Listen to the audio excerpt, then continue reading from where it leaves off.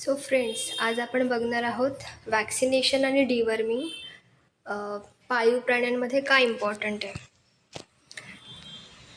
तर आपण जेव्हा एखादा पाळीव प्राणी पाळतो घरी, तर सगळ्यात पहिलं म्हणजे त्याचं वॅक्सिनेशन आणि डिवर्मिंग हे आपण रेग्युलर करून घेतलं पाहिजे. कारण जेव्हा आपण एखाद्या प्राण्याचं वॅक्सिनेशन करतो, तेव्हा ते वॅक्सिनेशन त्या प्राण्याचं आरोग्य आणि आपलं आरोग्य याचं रक्षण करतं. तर ते कसं?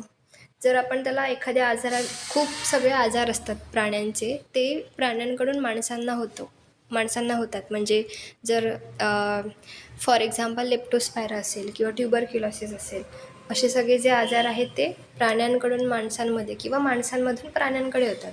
मग हे आजार होऊ नयेत म्हणून आपण वॅक्सिनेशन करावे. किंवा काही वेळा काय होतं की आपण एखाद्या प्राण्याला वॅक्सिनेशन नाही केलं, तर मग अशावेळी त्याला तो आजार होऊ शकतो आणि आजार झाला की ट्रीटमेंटमध्ये वॅक्सिनेशनची जी किंमत असेल त्याच्या दुप्पट तिप्पट आपले पैसे जातात, आपला वेळ जातो. तसेच त्या प्राण्याचं आरोग्य पण बिघडतं, त्याला स्वतःला त्रास होतो. तर हे सगळं जर आपल्याला कमी करायचं असेल तर आपण वॅक्सिनेशन करायला पाहिजे. किंवा एखाद्या प्राण्याला आजार झाल्यावर आपण वेगवेगळ्या प्रकारची अँटीबायोटिक्स त्या प्राण्यामध्ये यूज करतो.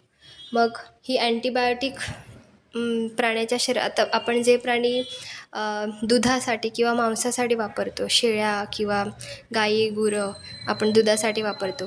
मग अशा अशा प्राण्यांमध्ये आपण अँटीबायोटिक्स वापरली, तर ती अँटीबायोटिक त्यांच्या दुधामधून किंवा शेळ्या मेंढ्यांच्या मांसमधून किंवा कोंबड्यांच्या मांसमधून आपल्या शरीरात जातात आणि मग आपल्याला अँटीबायोटिक रेजिस्टन्स निर्माण होतो. मग हे होऊ नये, म्हणजे हे जर व्हायला नको असेल तर आपण आपल्या प्राण्यांना वॅक्सिनेशन करणं खूप महत्त्वाचं आहे. वॅक्सिनेशन केलं तर तो एकतर ॲनिमलला आजार होत नाही, म्हणजे आजाराविरुद्ध त्या लढण्याची शक्ती येते त्या प्राण्यामध्ये.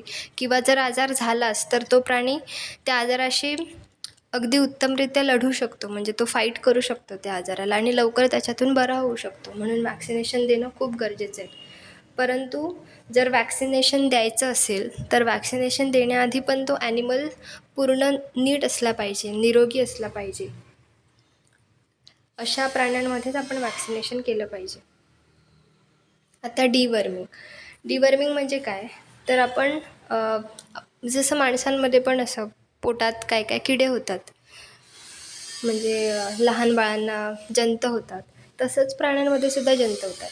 मग हे जर जंत झाले तर ते एकतर आपण जे काही खातोय त्याच्यातलं जी पोषक द्रव्य असतील, तर ती द्रव्ये हे जंत स्वतः शोषून घेतात आणि त्याच्यामुळे त्या प्राण्याला जी आवश्यक पोषक तत्वे आहेत ती मिळत नाहीत. मग प्राणी थकल्यासारखा वाटतो आपल्याला, प्राण्याची भूक मंदावते किंवा काही वेळा प्राणी जास्त खातो पण त्याच्या शरीराला लागत नाही, म्हणजे त्याचं वजन वाढत नाही, त्याचं वजन कमी होतं. किंवा हे प्राणी रक्त शोषतात आपलं किंवा त्या प्राण्याचं. मग अशावेळी प्राण्यांमध्ये आपल्याला ॲनिमिया दिसून येतो, त्याचं रक्त कमी होतं आणि रक्त कमी झाल्यामुळे त्याला अजून आजार होऊ शकतात. ओके. काही वेळा या प्राण्यांमध्ये आपल्याला असं त्याचा पोटाला फुगारा आलेला दिसलो, पोट फुगल्यासारखं वाटतं. ओके. तर या सगळ्या गोष्टी होऊ नयेत म्हणून आपण 2-3 महिन्यातून एकदा तरी आपल्या प्राण्यांचं त्यांच्या वजनानुसार त्यांना जंताचं औषध द्यावं. त्याच्यासाठी आपल्या जवळच्या पशुवैद्यकाजवळ जाऊन योग्य माहिती घेऊन त्यांच्याकडून आपण आपल्या प्राण्याचं लसीकरण आणि डिवर्मिंग करून घ्यावं.